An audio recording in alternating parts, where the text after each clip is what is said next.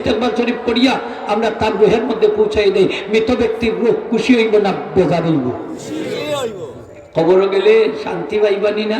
শান্তি পাইতে নাই, পাইবানি না? পাইতে না পাইবা। আমরা তো রাখা গেছি না দুনিয়া দোয়া করার লাগে, ঠিক কিনা না?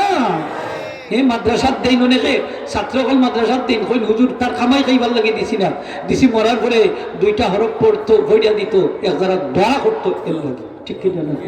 তাইলে রিজাল্ট তারা ফাইরানি না? ফাইরা না?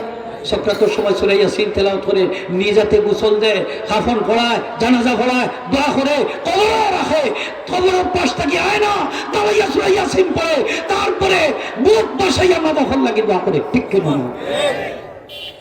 আমরা সন্তানগুলো দোয়া মরার পরে, কবর যাওয়ার পরে চাইনি না? চাই না? নিমক হারাম, দোয়া বন্ধ করিয়া যাইরা, তোমার ক্ষতি তুমি করবে, ঠিক কিনা না?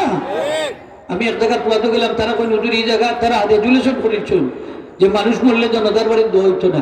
আমি বললাম অসুবিধা কি তা, আপনারা কুষ্টা হুকা, তারা মরার পরে তারা লাগে দোয়া করুক না, ঠিক না? নি তারা রেজুলেশন করেছেন, দোয়া বন্ধ করেছেন।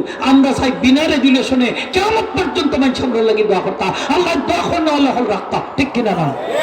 আমরা চাইনি না? মরার পরে দোয়া করতে চাইনি? চাই, দোয়া করুন যান। फतवा दारुल देवबंद अच्छे बाद नमाज जनाजा कबले तो चल मुसल्लियों का हिस्सा ले सबके लिए सूरह फातिहा एक बार और सूरह इखलास 3 बार आहिस्ता से पढ़ना और इमाम जनाजा या किसी नेक आदमी का दोनों हाथ उठाकर मुख्तसर दुआ करना। शराब दुरुस्त है या नहीं, लेकिन इस पे कुछ हरज नहीं है। जनाजार परे दाफनोर आगे यदि कतिपय मुसल्ली अल्हम्दुलिल्लाह सूरह एक बार कुल हुवल्लाह सूरह 3 बार आस्ते आवाजे पढ़िया इमाम साहब तो কোনো নেক আদমি হাত উঠাইয়া মুক্তসর দোয়া করুন, এতে কোনো অসুবিধা আছে নি? লেখেন এতে কোনো অসুবিধা নাই। এই সময়টা একটু কম যাইতো। এখানে নবীজি ফরমাইছেন আজ্জিলু মাউতাকুম, তোমরা তোমাদের মৃত ব্যক্তিদের তাড়াতাড়ি করো, অর্থাৎ দাফন সকাল করিল, দাফন কার্য দেরি করিও না। তো দোয়া লম্বা হইলে দাফন একটু দেরি হইব, ঠিক না? নি হোকা এর লাগি দোয়াটা আমরা সংক্ষিপ্ত করি, মাত্রা নাই না আপনারা? যে ইমাম সাহেব জুমার পরে যে দোয়া করেন এটা সংক্ষিপ্ত করতা। অনেক মসজিদের ইমাম সাহেব দোয়া করেন কয়েক হাত লম্বা, তো মুসল্লি মনে করেন আর সুন্নত নবল নাই তার যাইগি তখন যাইগি বারে মসজিদ জুম্মার দিন আস্তা মসজিদ খালি হয়ে যায়, জুতার আওয়াজ শোনা যায়, ঠিক না? না এই সময় ইমাম সাহেবের দোয়া করতে সংক্ষিপ্ত, যেহেতু এর পরে সুন্নত আছে, নফল আছে, আসেনি না? নাই আছে। লম্বা দোয়া খানি করুন, কুতবই তো সংক্ষিপ্ত, কেরাতুই তো লম্বা।